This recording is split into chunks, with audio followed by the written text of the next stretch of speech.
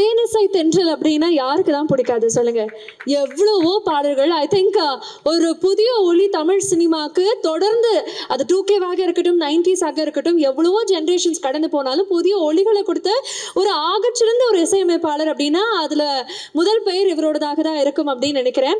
இப்போ வரைக்குமே இவர் ஒரு கான்செப்ட் நடத்தினா அவங்க டிக்கெட் ஃபுல்லாக இருக்கு அப்படின்னா அவ்வளோ மக்களுக்கு பிடித்த ஒரு இசையமைப்பாளராக இருக்காரு.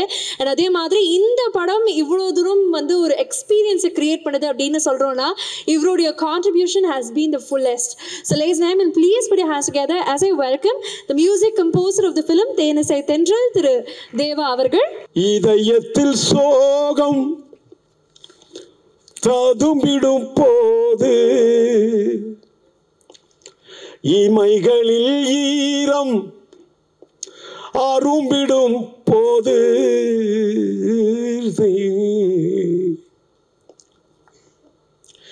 நம்பிய யாரும் விலகிடும் போது யாருமே இல்லா நிலை வரும் போது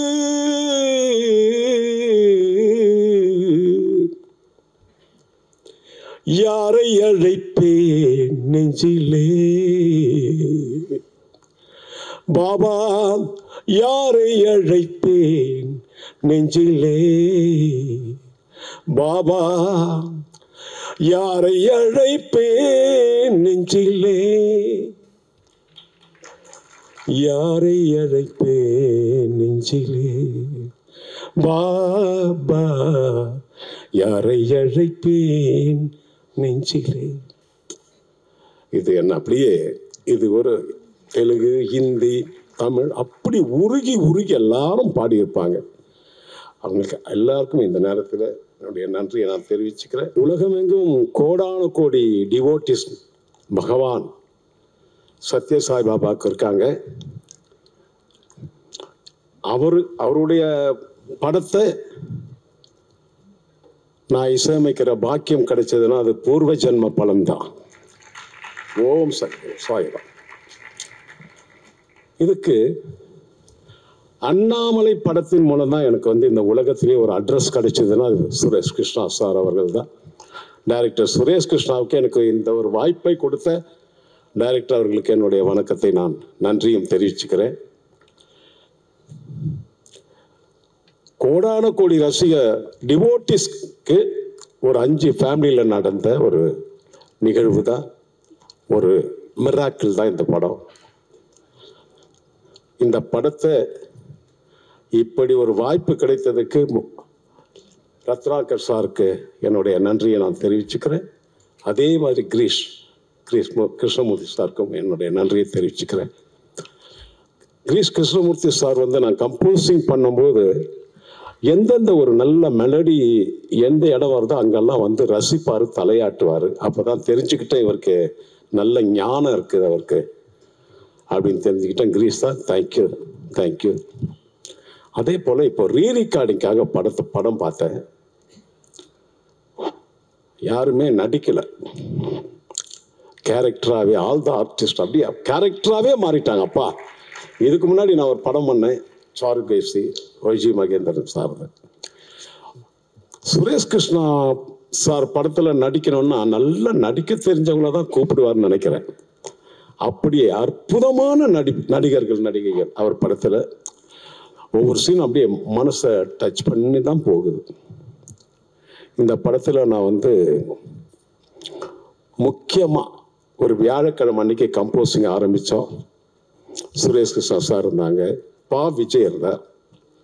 எப்படி தான் அந்த பல்லவி எங்களுக்கு அந்த டியூன் வந்ததுன்னே தெரியல. அன்னை நீயே, தந்தை நீயே, ஆசான் நீயே, அகிலமும் நீயேன்னு ஒரு அற்புதமான பா விஜய் அவர்கள் வந்து அந்த வரியை எடுத்து கொடுத்தார். நான் கம்போஸ் பண்ணினேன். எப்படி அந்த படம் பாட்டெல்லாம் முடிஞ்சு இன்னும் நிறைய பிட் சாங்கெல்லாம் பண்ணி இந்த படம் இந்த ஸ்டேஜில் பேசும் அளவுக்கு வந்திருக்குன்னா அது எல்லாம் அவன் செயல். இது நம்மளால முடியாது. அப்படி ஒரு அற்புதமான காவியம் இது. இந்த படத்தை முக்கியமாக நான் நன்றி சொல்லணும்னா என் பாடலுக்கு உயிரூட்டிய பாடகர்கள். ஹரிஹரன் சார் அற்புதமாக பாடியிருக்கார், நீங்கள் கேட்டீங்க. என்ன அவர் அந்த பாவம், அந்த வார்த்தைகள் அவ்வளோ அழகாக பாடியிருக்கார். என் தம்பி மனோ அவர்களுக்கும் என்னுடைய நன்றியை நான் தெரிவிச்சுக்கிறேன். சிம்மை அவர்கள் அவங்க எல்லாரும் நல்லா பாடியிருப்பாங்க. இந்தி காயத்ரி பாடியிருப்பாங்க. இன்னொரு இந்தி சாங் குணால் அவர்கள் பாடியிருப்பாங்க.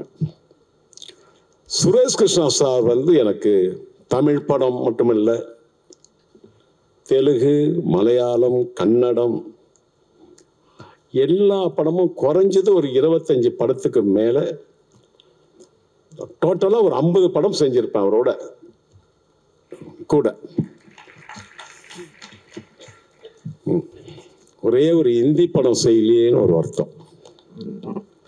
அதை இந்த படம் மூலம் என் ஆசையை நிறைவேற்றி வச்சுட்டார் எங்கள் டைரக்டர் குணால் அவர்களை. இந்தி அந்த ஆந்தம், சுவாமி பகவானுடைய ஆந்தத்தை வந்து நான் பாட வச்சுட்டேன். எனக்கு என்ன ஒரு ஆசை, இந்த ஆந்தம் இப்போ பாடின பாட்டு சத்யசாய் பாபா பகவானுடைய டிவோட்டிஸ் எல்லாரும் பாடணும். அதுதான் என்னுடைய ஆசை. அதுதான் என்னுடைய ஆசை. இந்த நான் கம்போஸ் பண்ணி விஜய் அவர்கள் எழுதின சாங்கை எல்லாரும் பாடணும். அதே மாதிரி என்னுடைய சன் ஸ்ரீகாந்த் தேவான் தான் வந்து அசோசியேட் கம்போசராக இந்த படத்தில் ஒர்க் பண்ணியிருக்காரு. அவருக்கும் இந்த நேரத்தில் நான் நன்றியை தெரிவிச்சுக்கிறேன். இதில் எனக்கு ரொம்ப ஒவ்வொருத்தருக்கும் ஒரு இது அந்த அந்த நிலைமை மோசமான நிலைமை ஆகும்போது ஒரு பிட் சாங் ஒன்று வரும். அது இன்னைக்கு போடலை. விஜய் தமிழ் எழுதினாங்க. அதே போல தெலுங்குல வந்து சாஸ்திரி அவர் எழுதியிருக்காரு.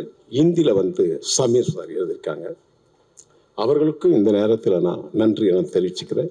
ஒரே ஒரு விஷயம், பாபா எல்லா டிவோட்டிக்கும் மிராக்கள் நடத்தியிருக்கார்.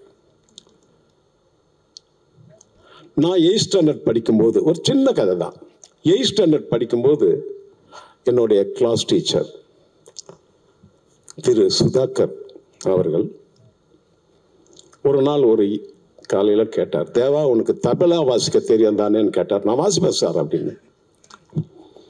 நாங்கள் ஆலந்தூரில் சென்ட் தாமஸ் மவுண்ட்ல அவர் வீடு. வாரம் வாரம் நாங்கள் பஜன் நடத்துகிறோம் சத்ய சாய்பாபா மேலே. நீ தபலா வாசிக்க வருவியாங்கன்னார். கண்டிப்பாக வரேன் சார்னு.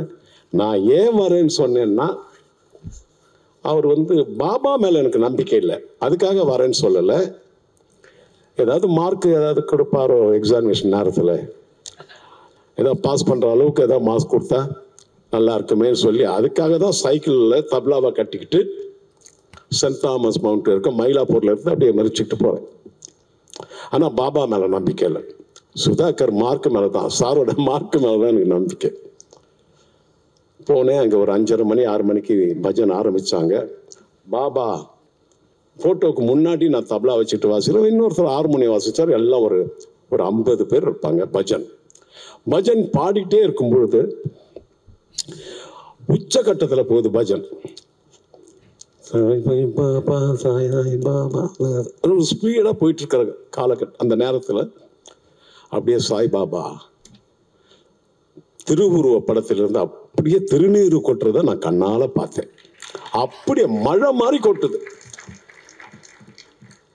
நான் வந்து போகும்போது பாபா மேல நம்பிக்கை இல்லை. அந்த திருநீறு கொட்டும் போதே நான் தபலா வாசிக்கிறதே நிறுத்திட்டேன், ஆச்சரியத்தில் நிறுத்திட்டேன். ஆனால் அங்கேருந்து சைக்கிளில் மயிலாப்பூர் வரைக்கும் வரும்போது பாபாவை நினச்சிக்கிட்டு தான் வந்தேன். இப்படி ஒரு நிகழ்வா, இப்படி ஒரு ஆச்சரியமா, இப்படி ஒரு அதிசயமா அப்படின்னு அப்போ நினைச்சேன் 8th ஸ்டாண்டர்ட் படிக்கும்போது. அதற்கு பலன் கீதையிலே சொல்ற மாதிரி, பலனை எதிர்பார்க்காதே உன் கடமை இசைன்னு சொல்ற மாதிரி, பாபா இந்த படத்துக்கு இசையமைக்க எனக்கு ஒரு அற்புதமான வாய்ப்பை கொடுத்துற. இடை நீ தபலா வாசிக்க அவ்வளோ தூரம் மிதிச்சு வந்தியாடா சைக்கிளை, இவ்வளவு மியூசிக் டைரக்டர் இருக்கும்போது எனக்கு அந்த வாய்ப்பு கொடுத்தாரே பாபா. அந்த பகவானுக்கு என் நன்றியை தெரிவித்துக் கொண்டு, அவர் அருள் பெற வாழ்வேன் என்று நிச்சயத்தை சொல்லிக்கொண்டு உங்களிடமிருந்து விடைபெறுகிறேன். நன்றி, வணக்கம்.